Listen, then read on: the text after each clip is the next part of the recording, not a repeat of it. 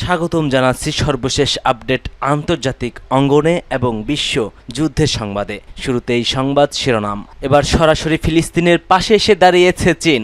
নেতানিয়াহুর কপালে চিন্তার ভাঁজ। জানিয়ে দেব ইসরায়েলকে স্বীকৃতি দিতে সৌদি আরবকে ট্রাম্পের আহ্বান।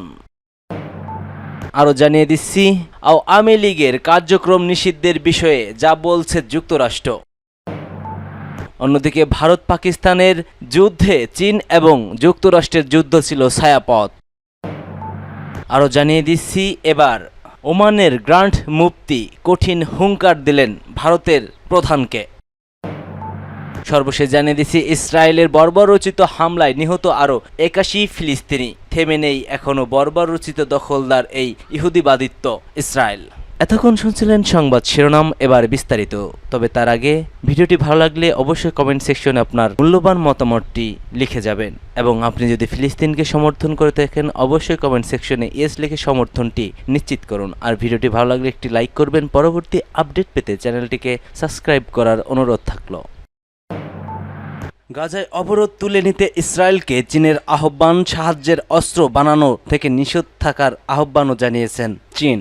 জাতিসংঘ নিরাপত্তা পরিষদে চীনের স্থায়ী প্রতিনিধি ফুকং বলছেন গাজা বর্তমানে একটি জীবন্ত নরকে পরিণত হয়েছে।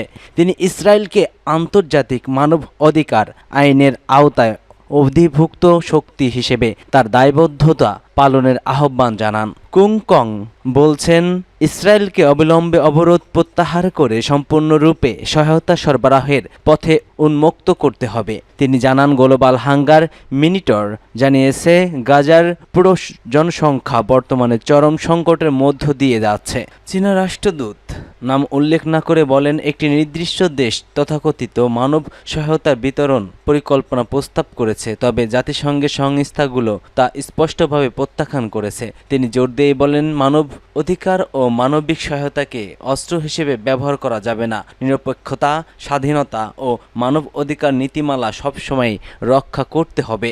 ইসরায়েলকে স্বীকৃতি দিতে সৌদি আরবকে ট্রাম্পের আহ্বান। সৌদি আরবকে ইসরায়েলকে আনুষ্ঠানিকভাবে স্বীকৃতি দিয়ে আব্রাহাম অ্যাকর্ডসের যোগ দেওয়ার আহ্বান জানিয়েছেন যুক্তরাষ্ট্রের প্রেসিডেন্ট ডোনাল্ড ট্রাম্প। তিনি একে মধ্যপ্রাচ্যে শান্তি প্রতিষ্ঠার পথে একটি ঐতিহাসিক পদক্ষেপ এবং তার জন্য ব্যক্তিগত সম্মানের বিষয় হবে বলে উল্লেখ করেন। এক প্রতিবেদনে খবর দিয়েছে দ্য এক্সপ্রেস ট্রিবিউন। রিয়াদে অনুষ্ঠিত সৌদি মার্কিন বিনিয়োগ ফোরামের ভাষণ দেওয়ার সময় ট্রাম্প সরাসরি সৌদি যুবরাজের কাছে মোহাম্মদ বিন সালমানের প্রতি আহ্বান জানান, যিনি ওই ফোরামে যুক্ত উদ্যোক্তা ইলন মাস্কের পাশে আসন গ্রহণ করেছিলেন। ট্রাম্প বলেন, আমার দৃঢ় প্রত্যাশা, আকাঙ্ক্ষা এবং এমনকি স্বপ্ন যদি আরব শীঘ্রই আমাদের আব্রাহাম অ্যাকর্ডসে যোগ দিবে।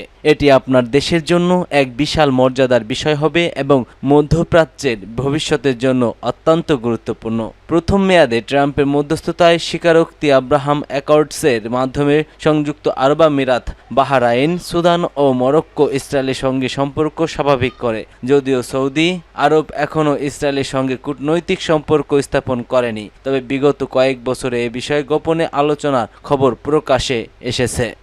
আওয়ামী লীগের কার্যক্রম নিষিদ্ধের বিষয়ে যেসব কথা বলেছে যুক্তরাষ্ট্র, বিচার শেষ না হওয়া পর্যন্ত বাংলাদেশে আওয়ামী লীগের কার্যক্রম নিষিদ্ধ করা হয়েছে। এ বিষয়ে মার্কিন পররাষ্ট্র দপ্তর জানিয়েছে গণতান্ত্রিক প্রতিক্রিয়া ও মত প্রকাশের স্বাধীনতাকে সমর্থন করে যুক্তরাষ্ট্র।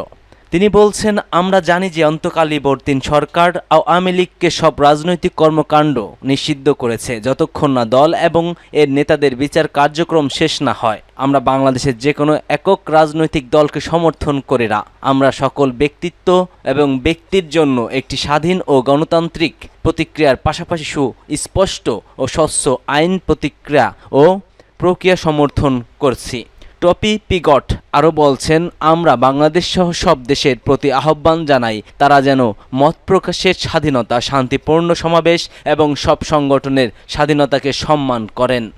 ভারত পাকিস্তানে চীন যুক্তরাষ্ট্রের যুদ্ধ।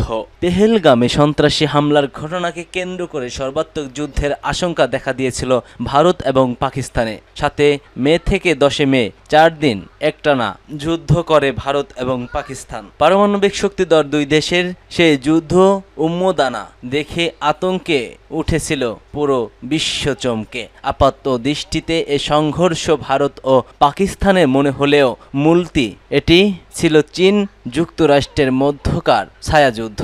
চাঞ্চল্যকর সেই তথ্যই উঠে এসেছে মার্কিন সংবাদ মাধ্যম ফক্স নিউজের প্রতিবেদনে। বিশ্লেষকদের বরাত দিয়ে বলা হয়েছে, পাকিস্তানে ব্যবহৃত যুদ্ধ অস্ত্রগুলো বেশিরভাগই বেইজিংয়ের তৈরি। পাকিস্তানের মাধ্যমে এসব সমরাস্ত্র ভারতকে নাস্তানাবুদ করে মাত্র 4 দিনেই বিশ্ব দরবারে নিজেদের অবস্থান বেশি পাকাপোক্ত করে চীন। যুক্তরাষ্ট্রের সঙ্গে ভারতের ঘনিষ্ঠ মিত্রতা সে হিসেবে পাকিস্তানের ঢাল হিসেবে থেকে মূলত ওয়াশিংটনকেই টেক্কা দিচ্ছিল যুক্তরাষ্ট্র। ভারতের সঙ্গেও চীন প্রতিদ্বন্দ্বিতা রয়েছে। কাশ্মীর যুদ্ধে প্রেসিডেন্ট শি জিনপিং করা নজরদারিও ছিল সে কারণেই। এ বিষয়ে আমেরিকান এন্টারপ্রাইজ ইনস্টিটিউটের এআই সিনিয়র ফলো সদানন্দ ধুমে বলছেন, বিষয়টি চীনের মধ্যে অধিক ঝুঁকিপূর্ণ ছিল।